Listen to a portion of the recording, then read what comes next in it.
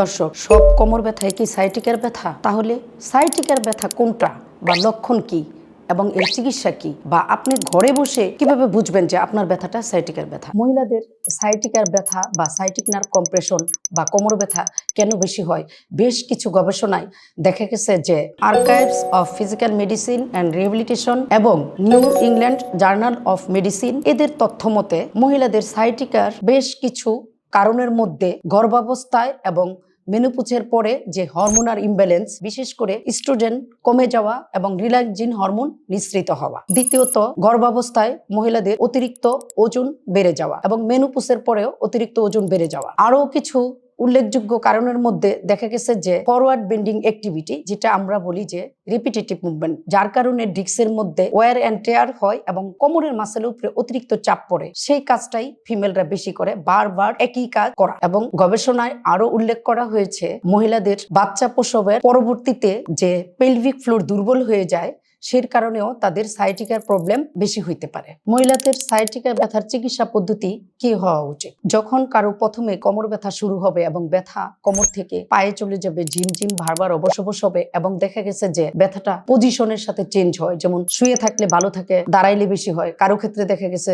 যে দাঁড়ায় হাঁটাচলা করলে ভালো থাকে, শুইলে বা সামনে ঝুঁকলে বেশি হয়। এই ধরনের সিমটম দেখা দেয়, তখন অবশ্যই আপনাকে একজন বিশেষজ্ঞের পরামর্শ অনুযায়ী কিছু ওষুধ সেবন করতে হবে এবং রেস্টে থাকতে হবে। এবং এই ওষুধটা আপনি প্রয়োজন বোধে 1 সপ্তাহ 2 সপ্তাহ বা সর্বোচ্চ 3 সপ্তাহ খেতে পারেন। এবং আপনার প্রয়োজন অনুসারে বিশেষজ্ঞ চিকিৎসক আপনাকে বিভিন্ন ধরনের টেস্ট করিয়ে নিতে পারেন, এক্স-রে, এমআরআই বা কিছু ব্লাড পরীক্ষা, যদি আপনার ভিটামিন ডি ডিফিসিয়েন্সি আছে কিনা এগুলো সে দেখে নিতে পারেন। এগুলা দেখে আপনি ওষুধ সেবন করলেন, রেস্টও থাকলেন। বাট আপনি যদি দেখেন যে 3 সপ্তাহ বা তারও বেশি সময় পরে আপনি রেস্টে থাকলে ভালো থাকতেছেন, কাজ করলে বা সামনে ঝুঁকে কাজ করলে, হাঁটলে, দাঁড়াইলে, বসলে বা কোনো মুভমেন্টে আপনার পেন বেড়ে যাচ্ছে, তাহলে আপনাকে বুঝতে হবে যে আপনার ওইখানে যে প্রদাহ ছিল সায়াটিক নার্ভ কম্প্রেশনের কারণে, সেটা হিলিং হয়েছে। বাট আপনার যে নার্ভ কম্প্রেশন আছে, সেই কম্প্রেশনকে যদি আপনি রিলিজ করতে চান, তাহলে আপনাকে অবশ্যই একজন ম্যানুয়াল ফিজিওথেরাপি বিশেষজ্ঞ দেখিয়ে আপনাকে কারেকশন থেরাপি বা এক্সারসাইজ থেরাপিতে যেতে হবে। যদি আপনি একজন ম্যানুয়াল ফিজিওথেরাপি বিশেষজ্ঞের পরামর্শ অনুযায়ী